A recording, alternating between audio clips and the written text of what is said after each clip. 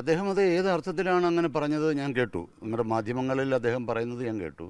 അത് കെ സുധാകരനെ പോലെ ഇത്രയും കാലം തീവ്രമായ രാഷ്ട്രീയ പരീക്ഷണങ്ങളെ അതിജീവിച്ച് വന്ന് കേരള പ്രദേശ് കോൺഗ്രസ് കമ്മിറ്റിയുടെ പ്രസിഡൻ്റായി വ്യക്തിപരമായി വർഷങ്ങളായി എനിക്ക് നല്ല ബന്ധമുള്ള ഒരാളാണ്.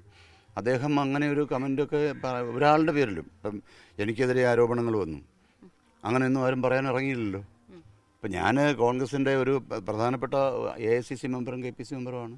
എനിക്കെതിരെ ആരോപണങ്ങൾ വന്നാൽ ഞാൻ ആകെ പാർട്ടിയോട് ആവശ്യപ്പെടുന്നത് എന്നെക്കുറിച്ച് എന്നെ നിയമിച്ച പാർട്ടി അന്വേഷിക്കണം. ആദ്യം അതന്വേഷിക്കണമെന്ന് ഞാൻ എപ്പോഴും ആവശ്യപ്പെടുന്നുണ്ട്. അപ്പോൾ ആരോപണങ്ങൾ വന്നു, അതിനെക്കുറിച്ചൊരു കമൻറ്റ് പെട്ടെന്ന് കയറി പറയുന്നത് നല്ല നടപടിയാണ്. അതാണ് ഈ തെരഞ്ഞെടുപ്പ് കാലത്ത് കോൺഗ്രസിന്റെ സ്ത്രീപക്ഷ നിലപാട് കൂടിയാണല്ലോ ചോദ്യം ചെയ്യപ്പെട്ടു പോകുന്നത്. അല്ല, സ്ത്രീപക്ഷ നിലപാട് കോൺഗ്രസ് ഇന്ദിരാഗാന്ധി നേതൃത്വം കൊടുത്ത ഇന്ത്യൻ നാഷണൽ കോൺഗ്രസിനെ കുറിച്ച് സ്ത്രീപക്ഷ നിലപാടില്ലാത്ത പാർട്ടിയാണെന്ന് ആർക്കെങ്കിലും പറയാൻ കഴിയുമോ? ഇന്ത്യയിലെ സ്ത്രീകളെ ചേർത്ത് പിടിക്കുന്ന ഇന്ത്യൻ സ്ത്രീത്വത്തിന് വേണ്ടി ഞാൻ ചോദിച്ചോട്ടെ, സ്ത്രീ സംരക്ഷണ നിയമം സോണിയാഗാന്ധിയും മൻമോഹൻ സിംഗും അല്ലേ കൊണ്ടുവന്നത്? അതുപോലെ കർക്കശമായൊരു നിയമം ലോകത്ത് ഏതെങ്കിലും ഒരു രാജ്യത്ത് കാണിച്ചു തരാമോ?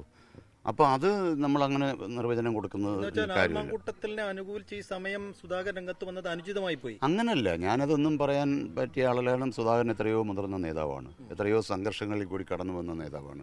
അദ്ദേഹത്തിൻ്റെ ആ ഒരു കമൻറ്റ് അത് ഒഴിവാക്കേണ്ടതായിരുന്നു. സ്വാഭാവികമായിട്ടും അങ്ങനെയൊന്നും പറയുന്നത് ശരിയല്ല. ഇപ്പം ഒരു നടപടിയെടുത്ത ഒരാളിനെക്കുറിച്ച് പിന്നെ സപ്പോർട്ട് ചെയ്യേണ്ട കാര്യമില്ല. അങ്ങനെ ചെയ്യുന്നത് ശരിയല്ലെന്നാണ് എൻ്റെ അഭിപ്രായം. രാഹുൽ മാങ്കൂട്ടത്തിനെതിരെ ഇപ്പോൾ നടക്കുന്നത് ഒരു രാഷ്ട്രീയ വേട്ടയാണ്, അല്ലാതെ അദ്ദേഹം ഇതിലൊക്കെ തെറ്റുകാരനാണെന്ന് തോന്നുന്നില്ല എന്നൊരു ലൈനാണോ? അങ്ങനല്ല. രാഷ്ട്രീയ വേട്ട എന്ന് പറയുന്നത് മാധ്യമങ്ങളുടെ ഒരു ഹൈപ്പാണ്. യഥാർത്ഥത്തിൽ ഇപ്പോഴത്തെ കാലഘട്ടത്തിൽ മാധ്യമങ്ങളെ കുറ്റം പറയാൻ പറ്റത്തില്ല. കാരണം ഒരുപാട് മാധ്യമങ്ങളുണ്ട് രംഗത്ത്. പണ്ട് ദൂരദർശൻ മാത്രമേ ഉള്ളൂ, അല്ലെങ്കിൽ ആൾ ഇന്ത്യ റേഡിയോ മാത്രമേ ഉള്ളൂ, അല്ലെങ്കിൽ മാതൃഭൂമി, മനോരമ പോലുള്ള പത്രങ്ങൾ മാത്രമേ ഉള്ളൂ. ഇപ്പോഴങ്ങനല്ല, ലോകം മുഴുവൻ മാധ്യമ സംഘം കൂടിയിട്ടുണ്ട്. അപ്പോൾ സ്വാഭാവികമായിട്ടും ഞാൻ ഓർക്കുകയാണ്, രാജീവ് ഗാന്ധി പ്രധാനമന്ത്രിയായി കഴിഞ്ഞപ്പോൾ ന്യൂയോർക്കിൽ നടത്തിയ പത്രസമ്മേളനം. അന്നത്തെ പത്രസമ്മേളനങ്ങളോ അന്നത്തെ ആ ഒരു വിലയിരുത്തലോ അല്ല ഇന്നത്തെ മാധ്യമങ്ങളുടെ ഒരു അപ്രോച്ച്. അപ്പോൾ സ്വാഭാവികമായിട്ടും ഒരു സ്പോണ്ടേനിയസ് വാർത്തകൾ സൃഷ്ടിക്കാൻ താല്പര്യമുള്ള ഒരു മാധ്യമ ലോകമുണ്ട്. അതൊന്നും തെറ്റല്ല, കാരണം നമ്മളൊക്കെ ഇത് അംഗീകരിക്കേണ്ടവരാണ്. പക്ഷേ ഒരു കുറ്റവാളി എന്ന് പറയുന്ന ഇപ്പോൾ കഴിഞ്ഞ ദിവസം തന്നെ ഒരു കോടതിയിൽ എന്തോ ഒരു പരാമർശം കേട്ടതേ ഉള്ളൂ. വൻ വാർത്തകൾ വരികയാണ്. ഇപ്പം ഞാൻ പറഞ്ഞ ആരായാലും ഇതിനകത്ത് മുഖ്യമന്ത്രി ആയാലും പ്രതിപക്ഷ നേതാവായാലും എല്ലാവരും ഇത് അനുഭവിക്കുകയല്ലേ. അപ്പോൾ ഈ തെരഞ്ഞെടുപ്പ് സമയത്ത് ഇങ്ങനെ ഒരു പരാതി വരുന്നത് കേസെടുക്കുന്നതിനെ സംശയത്തോടു കൂടിയാണോ കാണുന്നത്? അങ്ങനെയല്ലല്ലോ. ഒരു പരാതി പറയാനുള്ള അവകാശം എല്ലാവർക്കും ഉണ്ട്, ഏത് സമയത്തും പറയാം. ഇപ്പം എനിക്കൊരു പീഡനം വന്നാൽ, എനിക്കൊരു ബുദ്ധിമുട്ട് വന്നാൽ, അല്ലെ എന്നെ ഒരാൾ ആക്രമിച്ചാൽ, എന്നെ ഒരാൾ ആക്ഷേപിച്ചാൽ എനിക്ക് പരാതി കൊടുക്കാമല്ലോ. അത് തെരഞ്ഞെടുപ്പുണ്ടോ ഇല്ലയോ എന്ന് നോക്കാൻ പറ്റുമോ?